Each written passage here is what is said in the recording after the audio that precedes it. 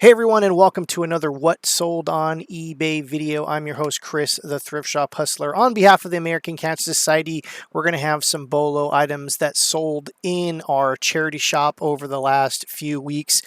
Some really crazy, eclectic items in this one. This is going to be a real good show, so you want to stay tuned till the end. If you're not subscribed and you want to learn more to earn more, the more you know, the more you do. I'm going to coin that term. Anyways, let's get into it. There's some really cool stuff in here, so you don't want to miss out. Click the like button if you can. Thank you. First up, we have the Salvador Dali Battle Round Tapestry. And for those that don't know what a tapestry is, it's basically a wall rug. It's a rug that you put on your wall, and they call it a tapestry. Anyways, this one's was a Dali, and I actually think this was produced when he actually was alive. See, 1988. I'm not really that good when Dali left this earth. I want to say it was the early 90s. It could have been the late 80s, but I'm not sure. But anyways, this was limited to 600. Just keep a lookout for this kind of weird stuff. Sometimes you find this stuff at estate sales, and usually estate sales will pretty much know what they have. And so, something like this might be harder to find unless, they just really don't know. But for this particular thing, it stands out pretty well on the back, as you can see here. This says Dali. It's not like signed or anything like this, but it is an official license piece from France, and this sold for $650. Just for any of the tapestries, just make sure that you look at condition, make sure there's no water spots or any damage or anything like that, because that could substantially decrease the value. So with any of that kind of stuff, and if it's pricey enough, you can actually go and get these professionally restored for a few $100s. So there's always that option if you find one that's absolutely insane. But always check with reputable dealers before you do any of that, because you don't want to ruin, especially if it's like something that's like from the medieval times, like really old. You don't want to have that kind of restored by someone that doesn't know what they're doing, because then you could possibly ruin a piece of history or something like that you might come across. And you might say, "Ah, Chris, you're funny." Like, you would be surprised some of the crazy treasures that people come across. We're gonna have one of those later in the video that's gonna blow your mind. It'll be some story time, but we're gonna get there pretty soon. Next up is this Bove Wave music system. This is an AM/FM radio. Does anyone remember AM/FM radio? I do. Oh man, isn't that crazy? Like even cassettes, like some of the kids these days have no idea how stressful that was to have a cassette and not, to lose your batteries, or to save your batteries. We used to rewind the cassettes with a with a pencil. Oh my goodness, I'm dating myself. I can't believe that stuff is that old. Anyways, Bose, the main reason why is, like most veteran resellers, they know the brand Bose, high-end brand, amazing quality speakers. I have them in my new car. They sound amazing.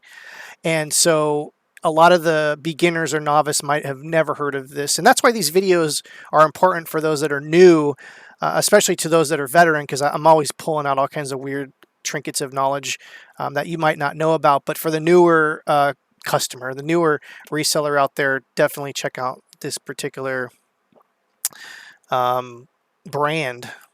Next up, we have this 1928 canvas. This is from the San Francisco Mint, 1928. It's all stated right there. Back in the day, they used to deliver the coins and things like that in these particular bags. And I don't want to say this is ephemera, but it's kind of like bordering ephemera. And for those who don't know what ephemera is, and you've probably heard of that term before if you've been in the reselling business, it's basically items that were meant to be thrown away, usually paper items like greeting cards or receipts or tickets or things like that, ephemera.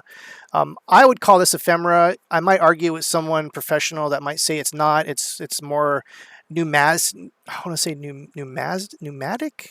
No, not pneumatic. Newsmatic. It's like there's a funky word for collecting coins, and I think that's what it is. This is definitely something that a coin collector would buy, and something that you might pass up at an estate sale or a garage sale and thinking it's just junk. For those that don't know, coins are minted in all different parts of the country.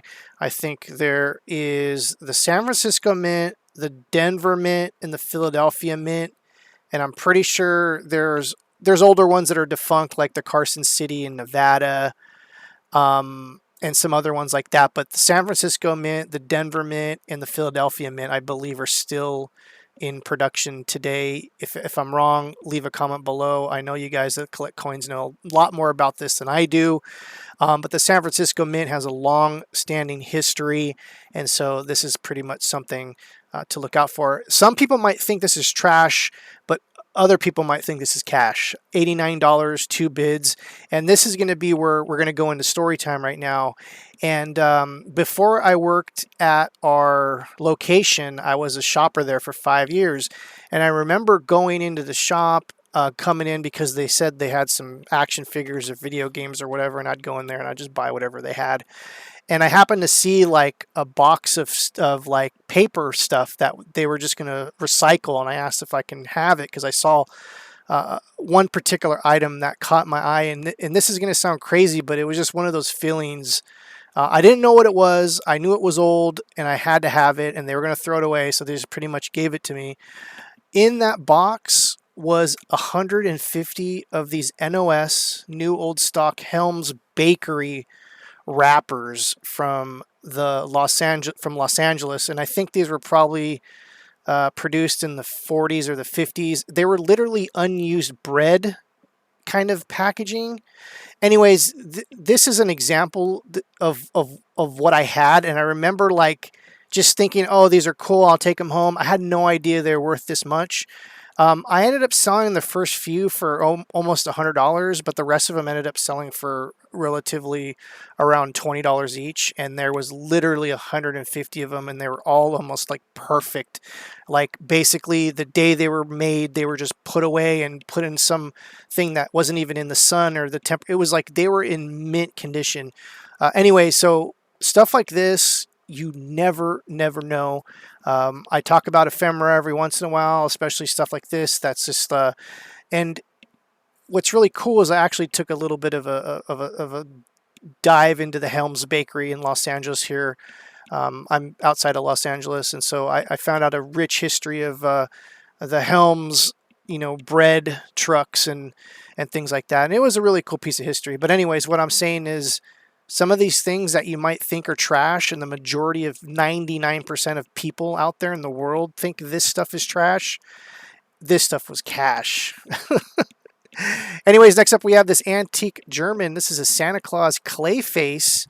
And the main reason why I'm showing this, I know it's summertime and I know it's pretty far from Christmas, but the two things that usually are money are Germany and Santa Claus. When you put those two things together, always look them up. Always buy them if the price is right. I'm talking about ornaments, statues, anything made in Germany, anything vintage. Those two things go hand in hand. And as you can see here, this sold for $217. Bada bing, bada boom. The profits are coming in soon. Forget, there was a YouTuber guy that used to say that. I forget his name. Anyways, next up, this original military rake and profit. That was who used to say that. Original. It's a original. This is an original military M1, Korean War, Cold War era. So this is just after World War II, as we could see. It's got a little dent in it. Is it a bullet dent? Who knows? Maybe the person just dropped it on the ground. But anyways, these kind of helmets sell very well, as we can see here. One of the kind of things that I want to show you, for those that aren't familiar with military helmets, they usually come with these really shoddy kind of inserts here. And usually these things are not in the helmets, and they're usually in horrible condition. So if you can find not only like a vintage World War II helmet, Korean War, World War I, those are really hard to find the inserts in.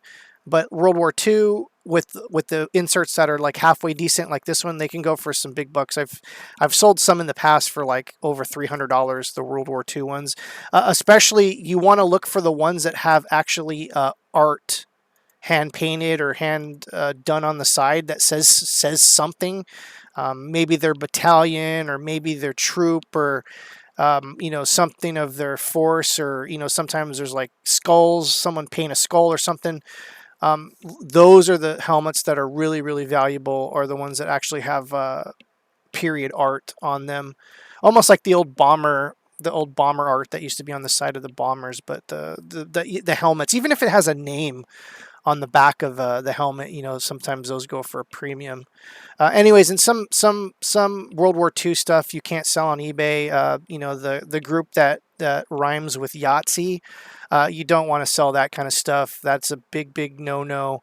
And there is some other items, military items, that you can't sell. I'm not quite sure if I can remember off the top of my head, but just be kind of, if you're ever listing any kind of war memorabilia, just know that there's a gray area with some of that stuff. So there's not a gray area with some of the World War II stuff, but there is a gray area with some of the Vietnam and some of the other items that I can't even think about it at the top of my head.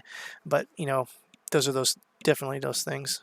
Next up, we have this 1983 Dungeons and Dragons. If you ever see any Dungeons and Dragons stuff, pick it up, especially if the price is right.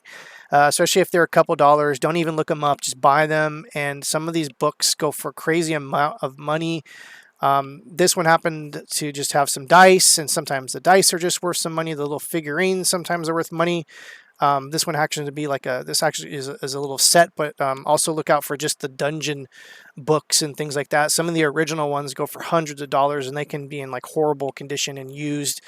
Sometimes even the used ones are worth more than the new ones, because it's just I don't know, the collectors love seeing that kind of use wear into some of these things. And like I said, especially the little figures sometimes. But the books have really exploded in price over the last few years, the last 5 years. I'll say Dungeons and Dragons, and I'm going to chalk it up to Stranger Things for sure, bringing a lot of this 80s kind of nerdcore nerd culture, back into the limelight and stuff like this. I was a little too young for Dungeons and Dragons, but I do remember them back in the 80s, and like the older teenagers and stuff used to play this kind of stuff. It was a little bit over my head. I don't even know what games were back in those days. Board games, maybe not Monopoly. I've always been a fan of Monopoly.